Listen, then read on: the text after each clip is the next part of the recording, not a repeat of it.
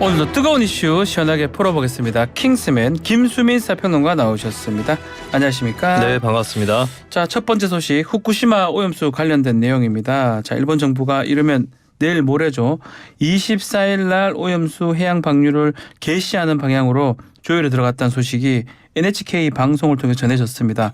이제 정말 방류가 임박했다 이렇게 봐야 되는 겁니까? 네, 일본 정부는 오늘 오전 10시에 관계 강요 회의를 열 계획인데요. 예. 여기서 오염수 방류 시기를 공식 확정을 할 계획입니다. 그리고 어제 있었던 주요 일정이 일본 어민 대표단체죠. 전국어업협동조합연합회 회장단하고 기시다 총리가 면담을 했거든요. 예. 이것은 이제 가장 그 방류에 대해서 우려 내지는 반대 여론이 높은 단체를 만났다라고 하는 것이고 거의 최후의 고비를 넘어서고 있는 그런 일본 정부의 일정이다 이렇게 보시면 되겠습니다. 네. 그런 의미에서는 이제 또 일찍부터 기시다 총리 같은 경우는 여름쯤 방류한다라고 누누이 예고를 해왔고 지금 현재 흐름상으로는 좀 최대한 가급적 앞당겨서 방류를 진행할 계획이기 때문에 오는 24일 방류가 상당히 유력하다라고 보시면 되겠습니다. 자, 뭐 지금 말씀처럼 전어련 전국 어민연합회 어협협동조합연합회 회장단과 만났다.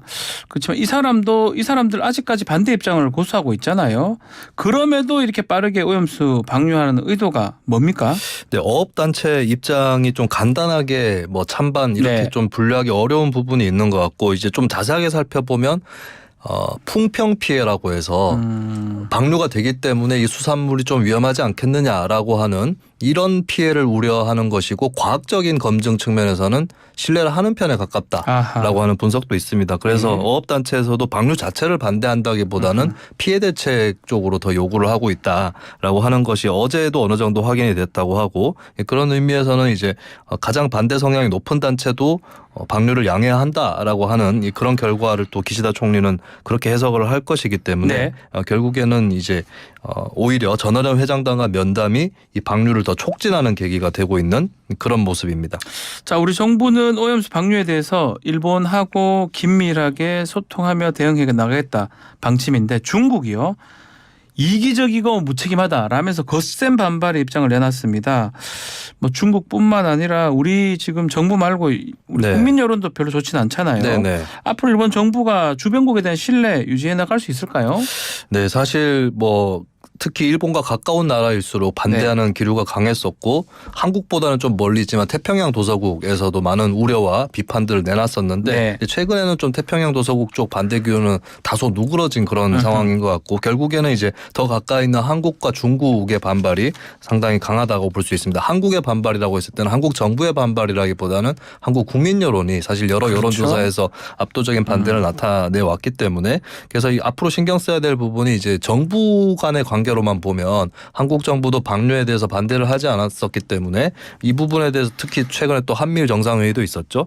그래서 화기애애하다라고 볼 수도 있겠지만 근데 정부는 임기가 정해져 있고 그렇죠. 국민 여론은 앞으로도 계속되는 것이기 때문에 일본 정부의 방류 과정에 대해서 한국 국민들이 갖고 있는 앙금 이런 것들도 앞으로 가만히 돼야 될 것이고 또 방류 과정에서 철저한 모니터링이라든지 이런 것들의 필요성이 더 크다고 볼 수 있겠습니다. 자, 이 오염수 방류 시기 눈여겨 좀 봐야 될 것 같은데 한미일 정상회담 끝나자마자 기시다 총리가 원전 방문을 했고 다음 날 방류 일정이 시기가 나왔습니다. 네. 이 시기도 좀 어떻게 해석을 해야 됩니까?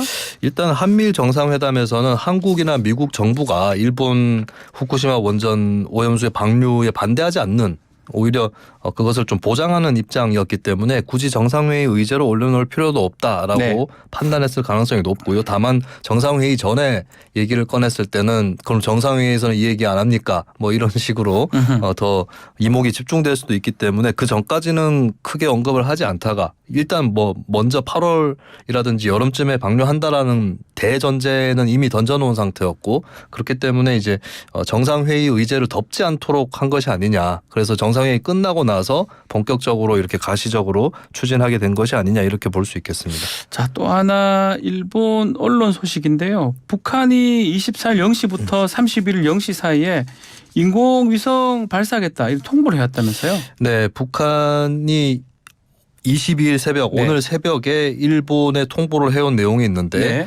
해상 위험 구역을 세 곳 설정하겠다. 왜냐하면 인공위성 발사를 하기 때문에 위험 구역이 있다라고 그렇죠. 하는 그래서 앞으로 24일 0시부터 31일 0시 사이에 인공위성을 발사를 하겠다라고 하는 내용의 그런 통보를 해왔다라고 하는 것이고 지난 5월에 북한이 군사 정찰 위성을 발사했다가 실패한 적이 있었죠. 예. 이것을 재발사할 가능성이 상당히 높다라고 하는 거고 한미일 정상회의 기간 중에 북한 도발이 있을 것이다 이런 예측도 있었는데 일단 기간 중에는 없었습니다만 끝나고 나서 결국에는 군사 정찰 위성의 발사 이것이 이제 북한의 어떤 대응 카드로서 등장하는 그런 모습입니다.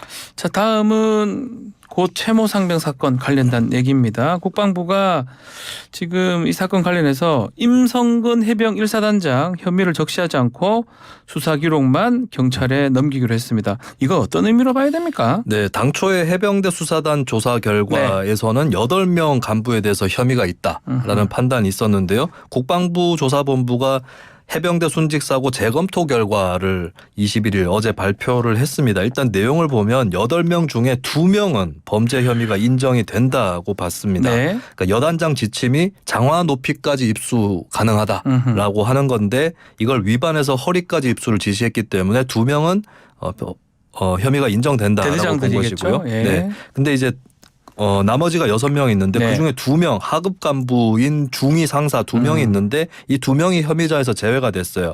왜냐하면은 이 사람들은 당시 조편성 기준에 의하면 같은 조가 아니었는데 네. 임의로 사망자 수색조에 합류했기 때문에 어떤 현장 통제관으로서의 의무라든지 지위 이런 것들이 있었다고 보기 어렵다라는 거였고요. 이 부분에 대해서는 크게 쟁점이 되지 않는데 이제 크게 가장 쟁점이 되고 있는 부분이 바로 임성근 사단장, 박상현 7여단장 등 4명의 고위 간부에 대해서 혐의를 특정하지 않고 사실관계만 적시해서 경찰에 송부한다라고 네. 하는 겁니다. 이거는 뭐 무혐의 취지라기보다는 일단 현재로서는 판단하기 어렵기 때문에 남은 수사는 경찰에 맡긴다. 라고 하는 그런 의미로 볼 수 있겠습니다. 결국 국방부가 이 조사 결과 이첩 보류하면서 특정인 혐의 뺄 의도는 없었다 이렇게 밝힌 바가 있는데 결국 결론적으로 봤을 때는 네. 특정인이 빠져 있어요. 네네. 임성근 사단장 봐주기 논란이 일 수밖에 없을 것 같은데요. 네, 현재로서는 해병대 수사단과 국방부의 재검토 네. 중에서 어느 쪽이 더 타당한가? 현재로서는 가리기는 어렵다라고 네. 봐야 될 것 같습니다. 근데 다만 이 과정을 보면 이제 이종섭 국방부 장관이 이첩을 결재를 했다가 이첩 보류 방침으로 선회를 했고 또 국방부가 경찰 이첩을 늦추고 재검토한 끝에 결과적으로는 어쨌든 임성근 사단장 등의 혐의가 빠졌기 때문에 봐주기 의혹이 제기가 되는 거는 불가피하다고 보여지겠고요.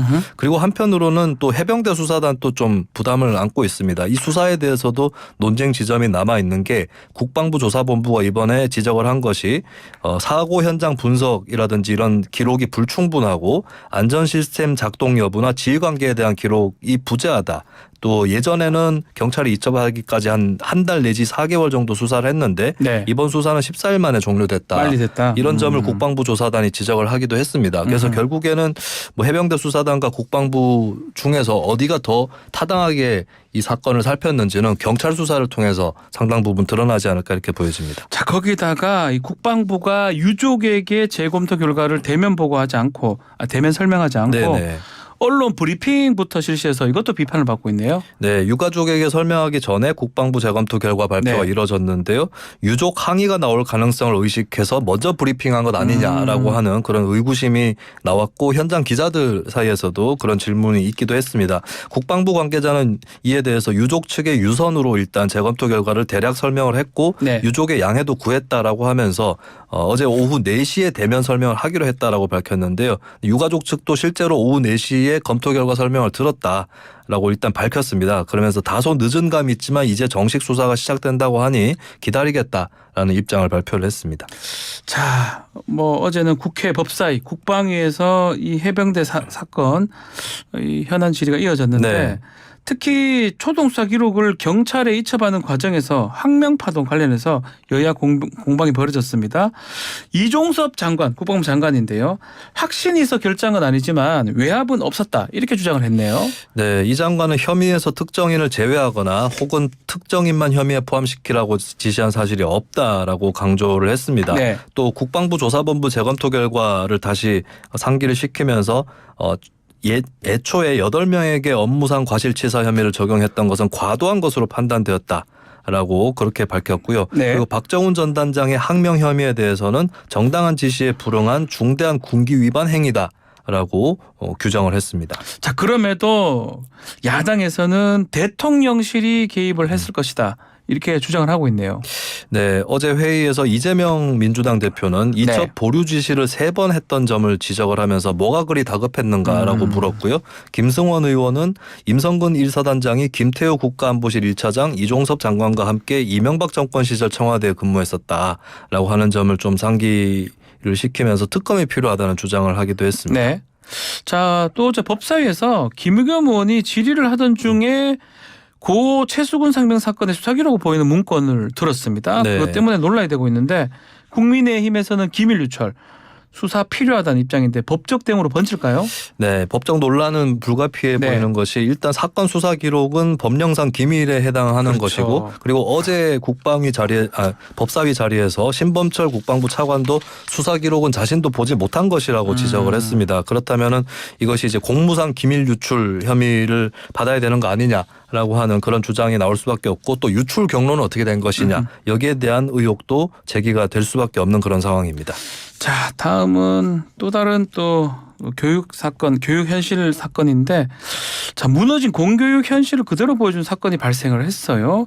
학교에서 아이들 가르치는 교사 297명입니다. 이분들 학원에서 돈을 받고 문제를 팔았네요. 네, 일단 이 영리 행위에 대해서 네. 자진 신고가 있었고요. 자진 신고 한 교원 중에서 겸직 허가를 받지 않은 교원은 188명이었고 건수로는 341건으로 분석이 됐습니다.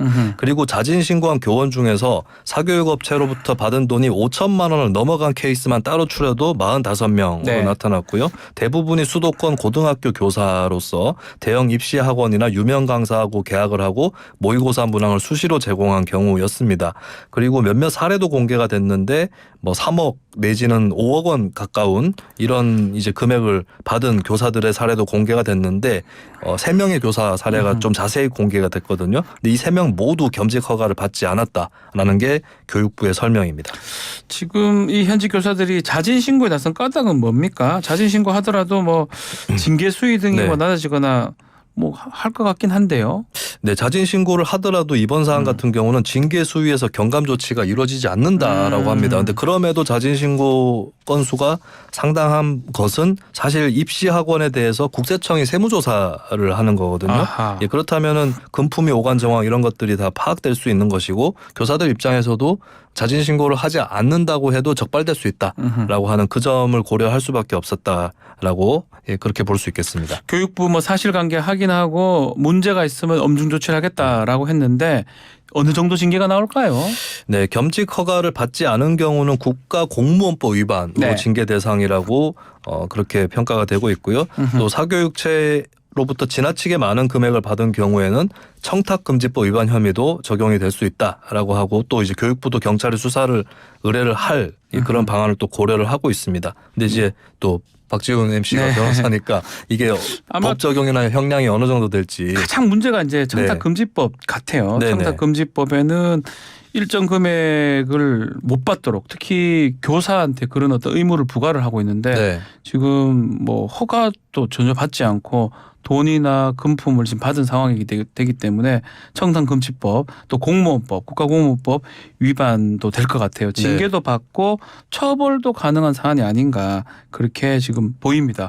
자, 말 나온 김에 그 김영란법 청탁금지법 얘기를 좀 해봐야 될 것 같습니다.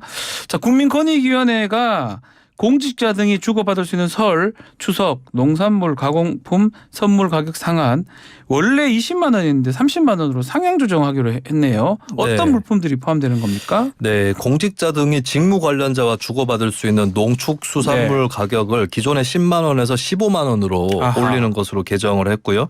그런데 명절 선물의 가액은 따로 있습니다. 2배거든요. 평상시 금액의 2배인데 2배. 그렇다면 현재는 20만 원이었던 것이 30만 원으로 명절 선물 가액이 올라갑니다.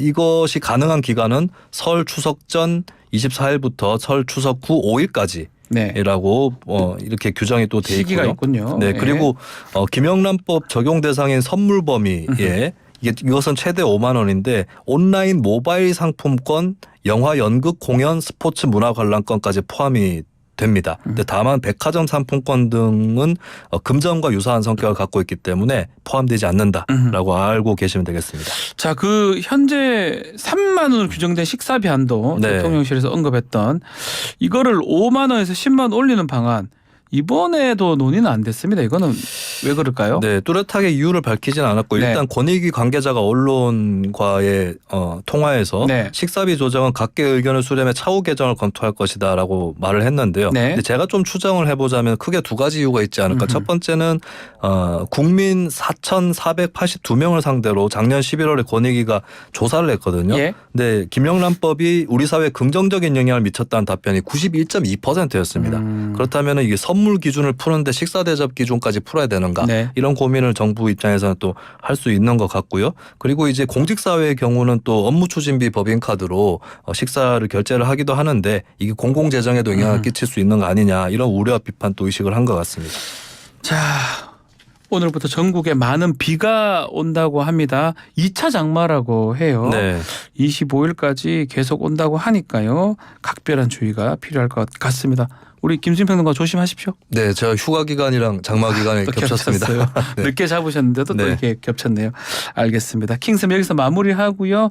김수민 평론가 감사합니다. 네, 고맙습니다. 1부 마칩니다.